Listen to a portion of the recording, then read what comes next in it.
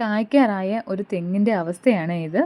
തെങ്ങ് പൂർണ്ണമായിട്ട് ചെല്ലി ആക്രമണത്തിൽ നശിച്ചു പോയിരിക്കുകയാണ് കേട്ടോ. ഇന്നത് വെട്ടി മുറിച്ചിട്ടപ്പോൾ ഞാൻ പോയി എടുത്ത വീഡിയോ ആണ്. ഒന്ന് കാണേണ്ടത് തന്നെയാണ് കേട്ടോ.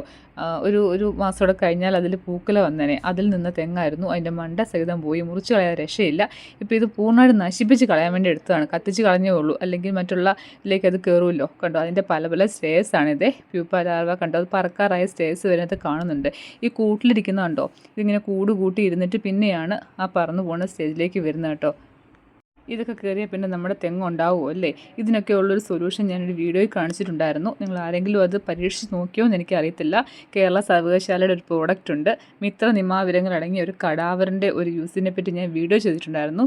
ഉറപ്പായിട്ട് നിങ്ങളത് യൂസ് ചെയ്യണം. എനിക്ക് പോയ ഒരു തെങ്ങ് ഞാൻ ഇതിട്ട് അതിപ്പം നേരെ വന്നിട്ടുണ്ട്. ഓലകളൊക്കെ നല്ല സൂപ്പറായിട്ട് വന്ന് ഞാൻ വീഡിയോ കാണിച്ചിട്ടുണ്ടായിരുന്നു. അപ്പം ഇതുപോലെ ഒരു സ്ഥലത്തല്ല പല സ്ഥലത്തും പ്രോബ്ലം ഉണ്ട്. അതുകൊണ്ട് തന്നെയാണ് നമ്മുടെ തേങ്ങയുടെയൊക്കെ വില ഇപ്പം സ്വർണ്ണത്തിൻ്റെ വില പോലെ പോണത്. ഇതായി കാണുന്നതാണ് ആ പ്രോഡക്റ്റ്. ഇത് ഞാൻ വീഡിയോ ഡീറ്റെയിൽ ആയിട്ട് ചെയ്തിട്ടുണ്ട്. ഉറപ്പായിട്ടും നിങ്ങൾ ഇതുപോലെ പ്രോബ്ലം ഉള്ളവരെ ഇത് യൂസ് ചെയ്യണം. തുച്ഛമായ വില കൊടുത്ത് ഈ കടാവർ ഒന്ന് ഉപയോഗിച്ച് നോക്കൂ. നമുക്ക് ഇതിൻ്റെയൊക്കെ ശല്യം പൂർണ്ണമായിട്ട് ഒഴിവാക്കാൻ വേണ്ടി സാധിക്കും. ഇതിപ്പോൾ എൻ്റെ മാമൻ ഈ തെങ്ങ് മൊത്തം വെട്ടിപ്പൊളിച്ചതിനെ പൂർണ്ണമായിട്ടും കത്തിച്ച് കളയുകയാണ് ചെയ്യുന്നത്. കുറച്ചൊക്കെ താറാവിനൊക്കെ ഇട്ട് കൊടുത്തെന്ന് പറയുന്നത് കേട്ടു. കാരണം ഇതിന് ഈ ലാർവ കിടന്ന് ഇനി ഫോം ചെയ്താൽ മറ്റുള്ള തെങ്ങിലേക്കും ഇത് വ്യാപിക്കുമല്ലോ. ഇതിൻ്റെ തടമൊക്കെ തുറന്ന് സെറ്റായപ്പോഴാണ് അറിയുന്നത് ഇതിൻ്റെ അകത്തെല്ലാം ഇത് ചെല്ലി തിന്ന് നശിപ്പിച്ച് കളഞ്ഞുവെന്ന്.